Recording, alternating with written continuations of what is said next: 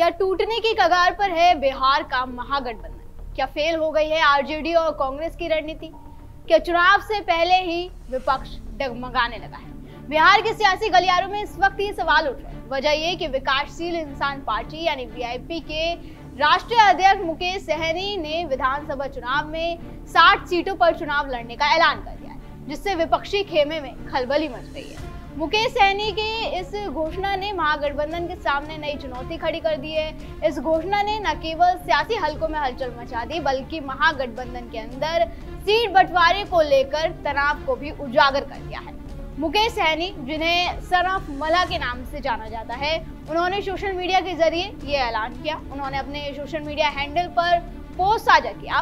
विकासशील इंसान पार्टी 2025 में 60 सीटों पर चुनाव लड़ेगी। शेष सभी सीटों पर हमारे सहयोगी दलों के प्रत्याशी चुनाव लड़ेंगे।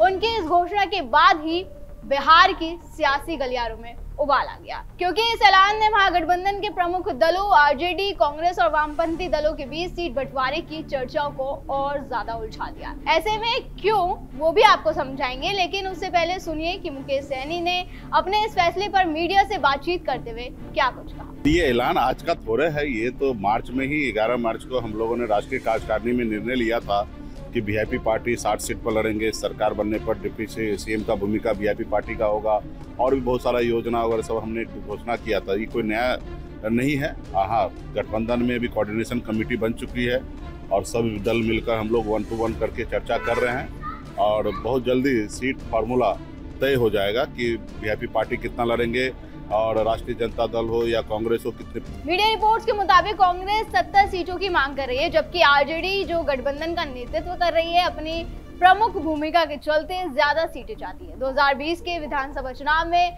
आरजेडी ने 144 सीटों पर चुनाव लड़ा और 75 सीटें जीती, जबकि कांग्रेस 70 सीटों पर चुनाव लड़कर केवल 19 सीटों पर जीत दर्ज कर पाई।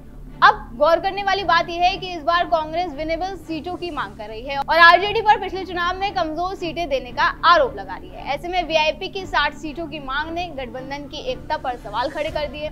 बता दें कि 2020 के चुनाव में भी वीआईपी और आरजेडी के बीच सीट बंटवारे पर सहमति नहीं बन पाई थी।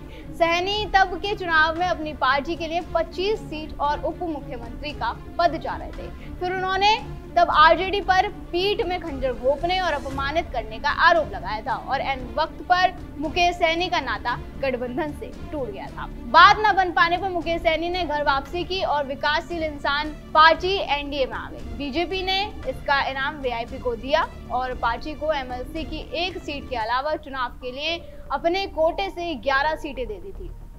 बीजेपी ने तब 121 सीटों पर चुनाव लड़ने का ऐलान किया था, जिसमें से 11 सीटें विकासशील इंसान पार्टी को दे दी गई। नतीजा ये हुआ कि 11 में से 4 सीटों पर सहनी की पार्टी को जीत मिली। अब फिर से वो महागठबंधन के पाले में हैं और इस बार वो 2020 वाली बात से कहीं आगे निकल गए हैं। पिछली बार 25 सीट और उप मुख्यमंत्री पद चाहते थे, जिस पर बात नहीं बनी, लेकिन इस बार उन्होंने 60 सीटों पर अपनी दावेदारी ठोक दी है और सोशल मीडिया पर बाकायदा ऐलान भी कर दिया। प्रेशर पॉलिटिक्स के जरिए मुकेश सहनी ने फिर से अपना दाव चल दिया है। कहा जा रहा है कि सहनी का ये दाव निषाद समुदाय, जो बिहार के कई क्षेत्रों में निर्णायक वोटर ब्लॉक है, उनको एकजुट करने की रणनीति का हिस्सा हो सकता है। हालांकि आरजेडी, जो पहले से ही कांग्रेस की बढ़ती मांगों से जूझ रही है, वीआईपी को इतनी सीटें देना संभव नहीं मान रही। आरजेडी का इस पर क्या कहना है? गठबंधन ने इस पर अभी चर्चा नहीं करी है, उनका ये कहना है। सुनिए आरजेडी नेता मंगनी लाल मंडल क्या कह रहे हैं। सबको सब कहता है, हम तो नहीं सुना, हमारी पार्टी में बात नहीं है। गठबंधन ने अभी तक इस मामले में कोई चर्चा नहीं की है, कोई निर्णय नहीं हुआ है।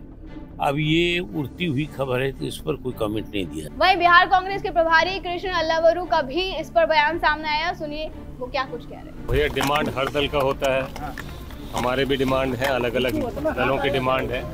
मिलजुल के हम बैठ के रास्ता आगे निकालेंगे। जैसे निर्णय होगा आपको जरूर, जब भी कोई भी बात होगी आपको बता। तो दोनों नेता के बयानों से ये साफ हो गया है कि अभी आरजेडी और कांग्रेस इस मामले में कुछ भी कहने से थोड़ा कतरा रही है। लिहाजा ये सवाल उठ रहा है कि क्या अब ये बिहार का महागठबंधन टूटने की कगार पर है।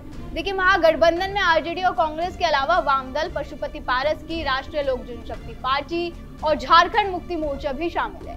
ऐसे में क्या आरजेडी एक क्षेत्रीय दल को चुनाव लड़ने के लिए 60 सीटें देगी, खास करके तब जब वो कांग्रेस तक को उनकी मनचाही सीट देने से इनकार कर रही है? ये भी एक बड़ा सवाल है।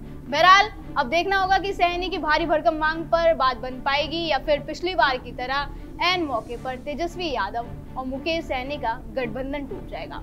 दर्शकों, आपको क्या लगता है हमें कमेंट करके जरूर बताएं। फिलहाल आज की वीडियो में बस इतना ही। अगली बार फिर होगी मुलाकात। आप देखते रहिए GNP इंडिया, हर खबर भरोसे के साथ।